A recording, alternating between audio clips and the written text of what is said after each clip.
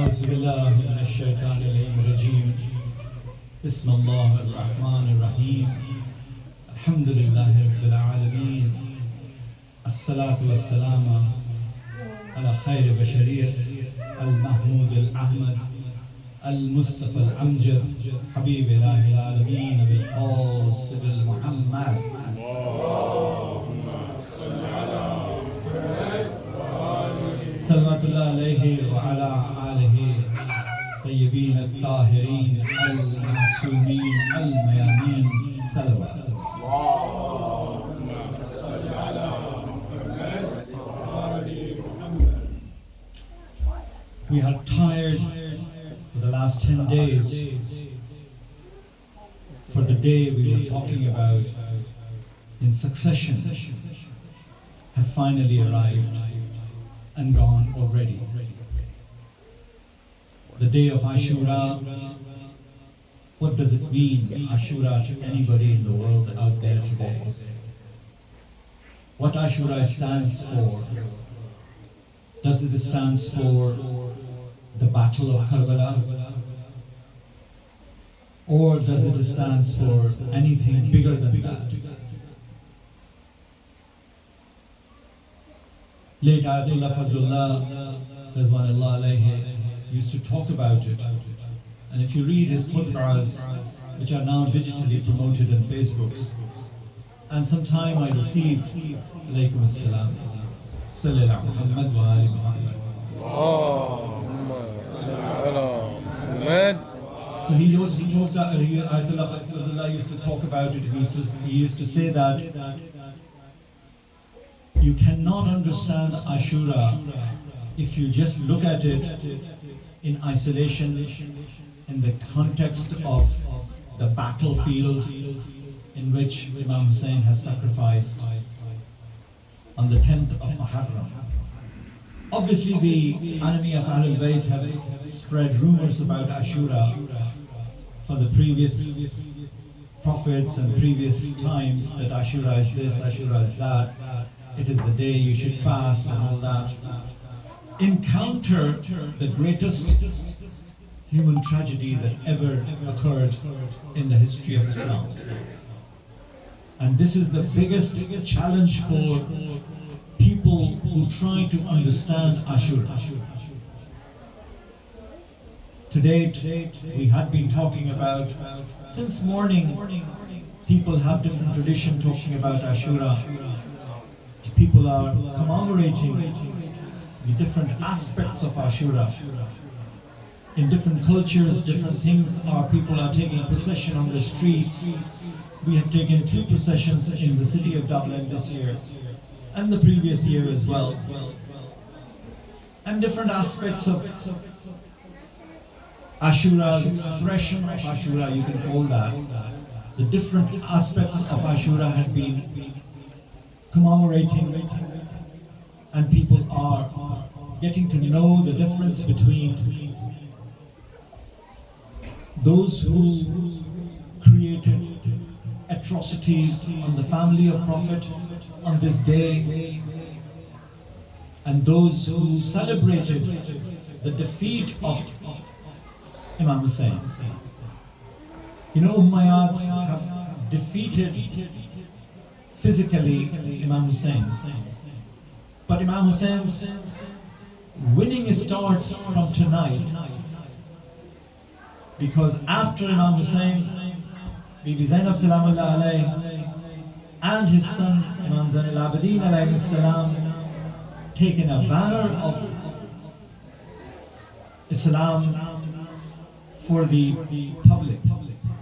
It was difficult time, very, very difficult time, because imagine the person who has lost everything and his ladies are in prison in chains. Tonight they will be put in chains, there will be ropes around their necks.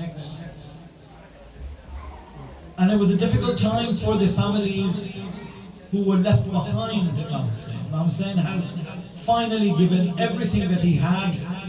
What he could have given to the Allah subhanahu wa ta'ala, he had given, including his child, his own children, Hazrat Ali Asghar, Ali Akbar, nephew Qasim, brother Abbas, Muslim ibn Awsija, Zuhair Qain, Habib ibn Madahir, all the companions and all the friends he has given up. Now he has left with the women and Imam Zain al-Abidin. Yesterday I talked about it, that how big responsibility Imam Hussain put on the shoulders of a sick Imam. He was unable to fight in the battlefield of Karbala, but took a responsibility because he was being given that Imamat. The banner of Imamat was being put on his shoulder by his father, Imam Hussain alayhi salam. And these are the miracle of Karbala, that we always talk about it as a part of the resurrection of Karbala, resurrection of the religion of Islam. Not the Islam of other sects who so-called claim to be Muslims, because those who were inflicted the wounds and the tragedy on the day of Karbala, on the day of Ashura in Karbala, were also Muslims. Because Imam Hussain established the kind of Islam that he was responsible to establish. In comes the time of Dhuhr, he asked for pause in the war so he can pray. Zuhr Salah, Salat al-Zuhr. So he was not being given that permission. And close companions protected Imam Hussain and provided a shield for him to pray Zuhr.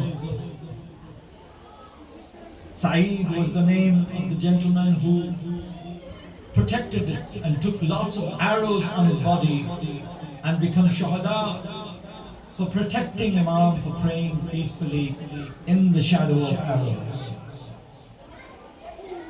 And so therefore, you can see the importance of Salah. Imam Hussain has proven since Fajr, Salat al-Fajr, Zuhr and Asr when he passed away, that he finally, when he came from horse to the ground, his head was on the ground in prostration. And so therefore, Imam Hussein's sacrifice today was brutal, was very brutal. Shimr Zal-Jawshan inflicted many wounds on Imam Hussein's body, despite the fact that this body had endured a lot of arrows on his body. Over hundreds of arrows were being piercing through his body. And people talk about that how his body has been so weak. And then when he came back from the camps of ladies to finally say goodbye, he had to face the army on his own because there was nobody left. And he raised the voice, Hal min nasin yansuruna. Is there anybody out there who can help me? Where is my helpers? Where are my? And he was standing in the middle of those headless bodies, because tradition was to chop their head and raise them on lances, because they were being paraded all the way to the courts of Yazid later on. And he's standing among all that in the middle of the Karbala ground, raising that voice, Hal min nasin yansuruna. And so therefore Imam Hussein's slaughter was shocking, the way Shimr Zal-Jawshan actually used the actual dagger to sever his head from his body. When his body was on the ground, he lifts up his head, by holding his hair and climbs up on his back and then raises his head and started slaughtering him like a sheep. Now this is the man who 3 days of hunger and thirst. Every time Imam Zain al-Abidin, whenever he used to walk through the markets and a qassab and a slaughterhouse, he sees that, he goes to the slaughterman and he asks that, did you fed water to that animal? Because my Baba, my father, was being denied that before he was being slaughtered on the plains of Karbala. Imam Zain al-Abidin cried the tears of blood 35 years, as long as he lived in Medina. Because he was an eyewitness. People say, how do you know all this? There were no journalists there was no somebody recording it, nobody was taking pictures. Imam Zain al-Abidin was an eyewitness of the Karbala. And it is not a story for children, it happened. It did happen in reality. So therefore it is our responsibility to talk about that reality in such a grand manner that the hearts of zalim, zulm, atrocities, people who are cruel should be taken away, shaken away. Imam Hussain had everything this morning, but now he has lost everything. His camps were going to be looted now and will be burned, and the ladies will go from one camp to another camp in order to protect themselves. Bibi Zainab Salamullah Alayha goes to Imam Sajjad. He said, you are the Waqt Imam, tell us what to do. Shall we die in the camps and burn or leave the camps? Imam Sajjad says that leave the camps and protect yourselves. Even if you're sitting without camps, without any protection over your heads. These are the difficulties of the day of Ashura, when Imam Hussain left this dunya. Finally Allah subhanahu wa ta'ala said, Hussain, I am satisfied with your put your sword in the case, you have done your duty. And Imam Hussain says the same. Allah subhanahu wa ta'ala be your witness on the Yawm Qiyamah that I have done my duty, now you have done your duty. To keep the name of my grandfather religion on the right path. Safe in the hands of Ahlul Bayt alayhimus salam. Because this is the reason. We talked about it, mission and reason throughout the last 10 lectures. Reason and mission is the bottom line for Imam Hussein's struggle. It was not a territorial, it was not a political, it was just to keep the guidance of the true religion of his grandfather to the nation which was going astray at that time, and were not able to practice what is taught and preached by Rasulullah sallallahu alaihi wasallam. So just concluding tonight, after the 10 days of arduous lectures and thinking and talking about the tragedy of Karbala, is that Karbala is? Is that it? Have we finished 10th of Muharram and then everything is back to normal? No. The journey, another journey for eternity starts tomorrow and from tonight. And on the last moment, when they were counting the heads of Shuhada, one head was missing. So the order came to go and find the last head, and whose head it was. Historians have written that that was the head of Ali Asghar, the little baby that he had to offer the sacrifice And he managed to bury that baby behind the camp with his own Dhul-Fiqar, the sword of his father. He dug up a little grave and he buried Ali Asghar.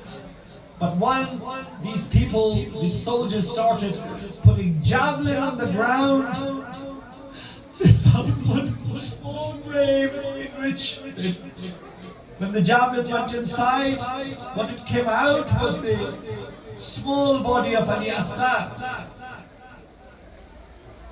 And that was the heart-wrenching incident when they had to sever the head of a little baby and put it on the lancet. That was the cruelest of cruel thing to do for a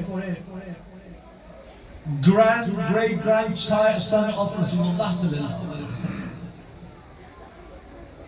And for that we do take pride that each Muharram, on the day of Ashura, we shed tears, we beat our chest, we cry, we project the tragedy in such a grand manner in which you should be able to convey the world out there in different form and shapes whenever you get a chance, whether it's on Facebook, whether it's on Twitter, whether it's on story, on TikTok.